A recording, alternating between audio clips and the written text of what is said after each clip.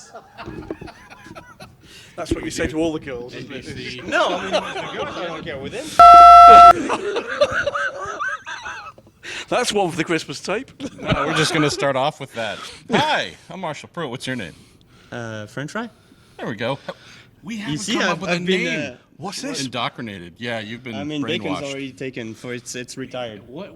He doesn't have a name. Guacamole? Lancashire hot He's pot. British. He's a guacamole. Lancashire hot pot. I don't know. It's That's my what it is. favorite burger with guacamole. All right, That's true. your favourite burger? Curry? With guacamole? Yes. Whatever. I don't know. Well, Say it. Pork chop?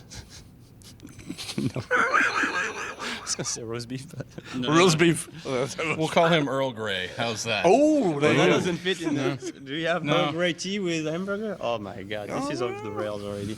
All We got right. to redo this. No, we're going to keep it. Oh my god. Look, we set I'm the, so sorry. No, Like, we're the just babbling bar around. bar of excellence is so low, it's out of sight. Speaking of out of sight, though, Sebastien Bourdais, fastest in both sessions today.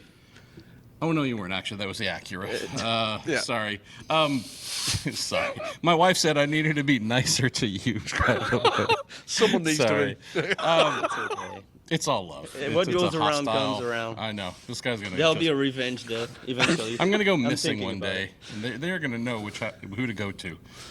No. Police are coming to your house. They'll never find out. They'll never find All out. right. There are video Hey. clips now. I'm really screwed. Yeah, we should talk about sports cars and IMSA and the WeatherTech Sports Car Championship. Day 2 of the Roar Before the 24. Done 2 sessions so far today.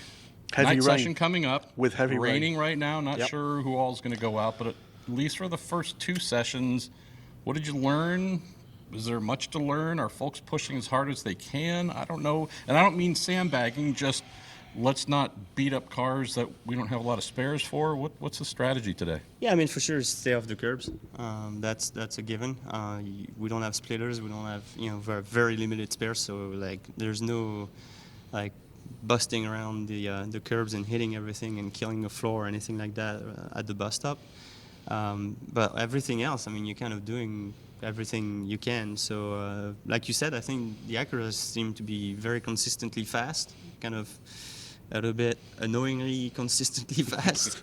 And I don't know if that's all they got. I mean, we obviously don't know what they're running fuel-wise. And that's the big thing. We don't really exactly know what we have, and we even less so know what the others do. So it's a tricky thing. It's always the same when it's a new class like that. But we're basically trying to learn about the car, changing stuff. So you see like some kind of short runs, systematic changes, just like we do this, we do that, like stiffness, ride heights. Different mappings on the regen and the diff and everything, and trying to learn what gets the best out of the car.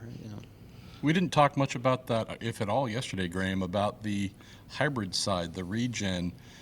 For folks who are getting to know and getting to learn a little bit about this, how much do you feel in the car? I know it's not a huge horsepower bump, so it's not like you're getting your neck snapped backwards, but working with it in the car, what's it like? What are you doing?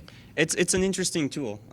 It's honestly, as far as performance, because the engine can make up for the output, it's really kind of transparent, as we discussed before.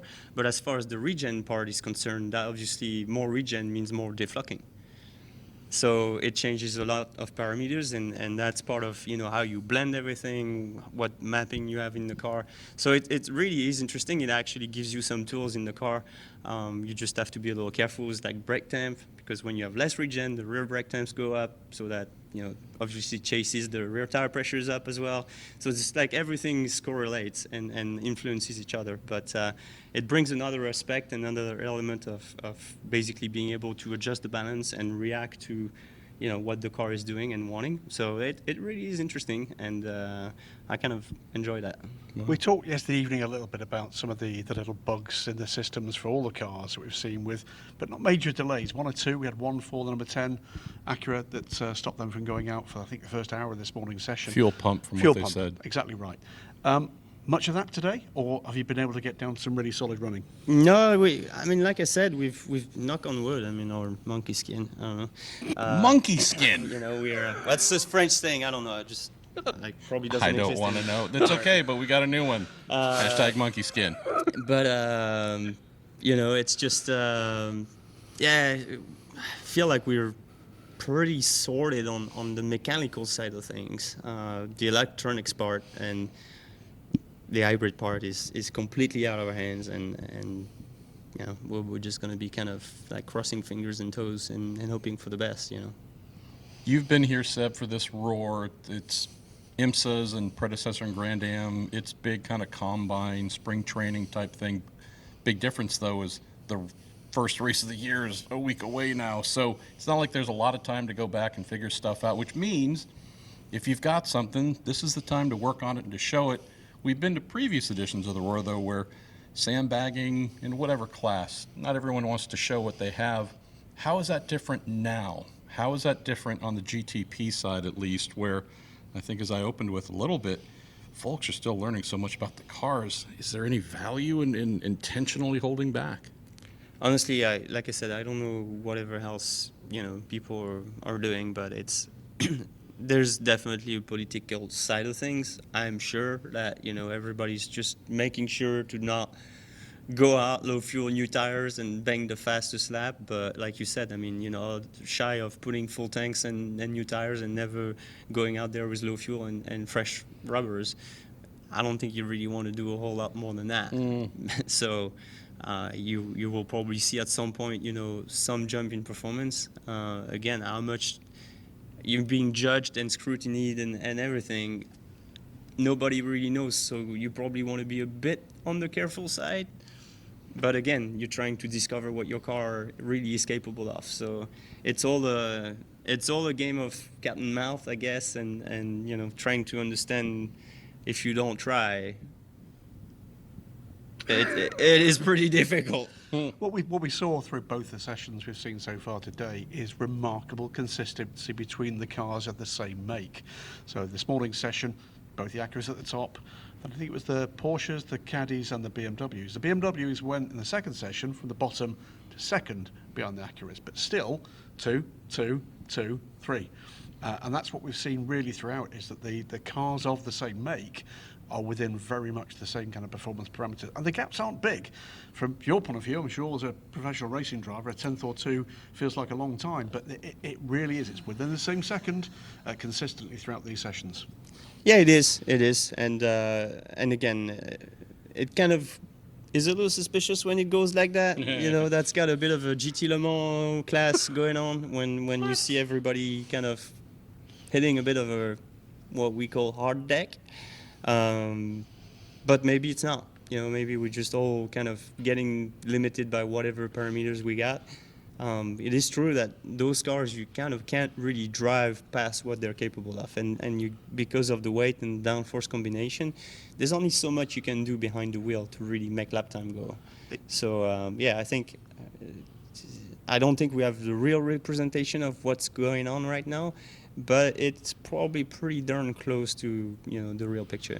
Putting aside the performance aspects of it, the one thing we can see from what we've seen so far, it doesn't matter who's standing, who's doing whatever, it's busy out there. It is a busy lap with all 61 cars on track. And that's another one. If you look at theoretical lap times through the timing and scoring systems, it quite often changes the picture a little bit because getting a clean lap is almost impossible. And if you get one, you sure as hell ain't getting two. So it's another one that clouds the read, because every time you really go offline, you get some stuff on your tires, which isn't really optimal, and it's tough. Like when you can just keep running laps without running in that scenario, you get more performance. The tire kind of keeps switching on, and it's getting better, and you can never really do that during those practice sessions, because some guys just come out of the pits and they're not really aware, or like there's a mishap, or you think they saw you and then you end up squeezed against the wall and you get on the brakes. It's not race situation where everybody's just going as fast as they can. They're all kind of like doing their thing, getting a little call out, trying to discover their own cars, getting messages from the teams, and so it is a little bit more erratic and harder to get the lap. Let's close with you on this, Seb. Tomorrow, qualifying. So we have a session where there is an undeniable goal of going as quickly as you can. Have you had a chance, either preseason, private testing? I don't know if you've had a chance to do any quali sims so far, but in theory, late tomorrow morning, you and 8 other drivers, the 9 drivers in the GTP field, are supposed to go do maximum attack for whatever that session length is.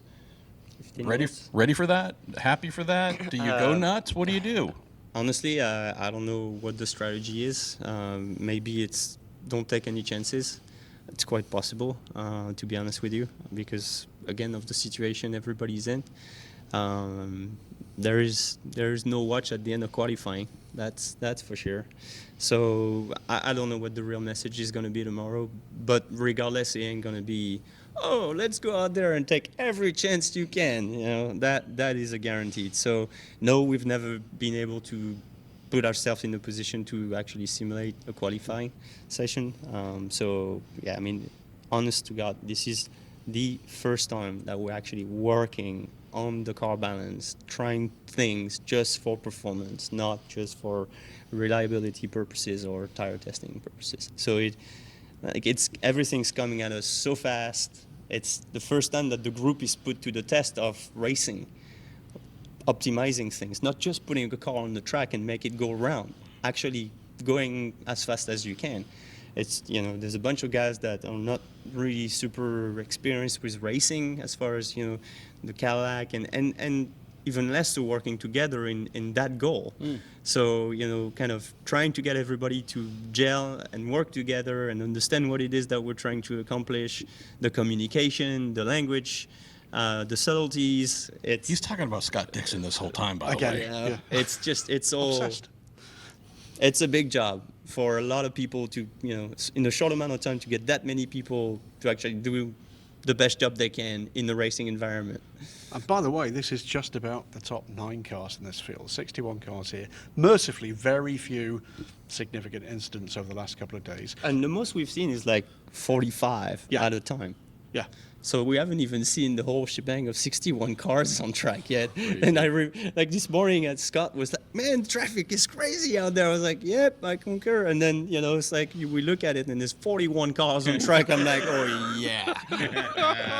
The one thing I did want to ask from your perspective in amongst the team is there's a lot of people here. This is just the raw test. This is not race week. There are there are more people here than for some race weeks than I've been to at the Daytona 24. And you know what I really like? A lot of kids. Isn't there? A lot of like There's- yeah. 5 to 10-year-old kids. Yep. And that's awesome because that's the future of our sport. So really, really pumped about that. Can you imagine if he gets pole tomorrow? I'm going to have to be nice to him. Nice. I know. Like for how long? A week? A month? Well, I but- can't do it for 2 hours. What we'll do is I can't do it for 5 too minutes. long. some high-intensity niceness training. We'll do that in a darkened room at some point. Without forcing it? You think with he's capable? snacks. We'll be fine. With snacks, it's fine. We got a fat joke in. Good. I was getting worried we were going to get to the end without one. Wanted to finish up with a couple of other thoughts about today. We did have a couple of on-track incidents. One of them involved a GTP car. We think the 60 Meyershank Racing car with a clash with a P2 car that led to the puncture for the Orica that brought up the one red flag we've had so far today.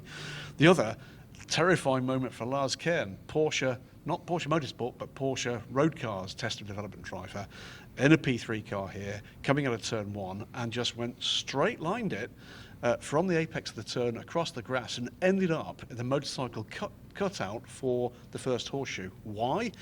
Because the bracket holding the ECU on fell off and jammed the steering. Oh, He did Well, work that's it got to out. be a nice feeling. The other talking point, by the way, is 4 sessions down. You're quite right. It's been Acura 1, 2, and 3 of those sessions. It's been the 60 car at the top for all 4. But in GTD, a GTD Pro car has not led a session so far at all. It's been, let me get this right, 2 Mercedes-Benz, 1 Aston Martin, 1 McLaren in those sessions. But the other story is there is a job to be done, we think, with BOP, because solidly at the bottom of the timing and scoring sheets throughout the weekend so far, have been Porsche. All 7 of the bottom times in the earlier session today were the Porsches, including the GTD Pro You car. think there's a little lobbying going on? No, I think did speak with a friend on one of those teams, and he said, "Look, IMSA thinks we are just dragging around an anchor. Says we're not. No. They don't believe us. They never believe us. you never believe anything anyone says anyway, so we'll see. But to your point, yeah, on the GT side, stratification. Oh, I use that Stratification, word. that's I it hate again. stratification said of the different I marks. thought it was I'm US not Air Force even bomber. sure what that means, so I'll leave it to you. I say it because it makes me sound like I know what I'm talking about. But the key thing there is it does again talk to the way that IMSA regularly BOP brand new cars. They don't give all the performance away and drag it back. What they do is they see what they've got and then allow them to actually expand the performance portfolio they've got, the winner they've got. Because also towards the bottom of the timing and scoring have been the Ferraris and the Evo Lamborghinis. Not all of them, but for the most part. So there is clearly a job to be done. When we get them to see them do it, it's going to be the interesting parts. Because if they do go into qualifying with a different BOP, they've not had a chance to practice with it. So you're saying there could be some lengthy work adjusting the BOP-ness in GTD? I think they could stretch the BOP-ness to, quite a firm level there. And, we'll wait and see whether or not there's piles of sand at the back anywhere. Well, Okay. a little air restrictor is no big job to adapt to. It Indeed. just makes the car go a lot faster. It's easier. All right, I'm Monkey Skin. That's our French fry. Mr. Roast Beef here. Yeah, I guess roast beef. No, curry. Wasn't curry voted the UK's #1? Chicken tikka masala. That doesn't really scan though, does it? It's a little too long. We're still working on one. We need a nickname for Graham. Oh, we dear. have not Input hit it. welcome. Yes. Everything on his Twitter handle, Whoever though. dares watching this misery.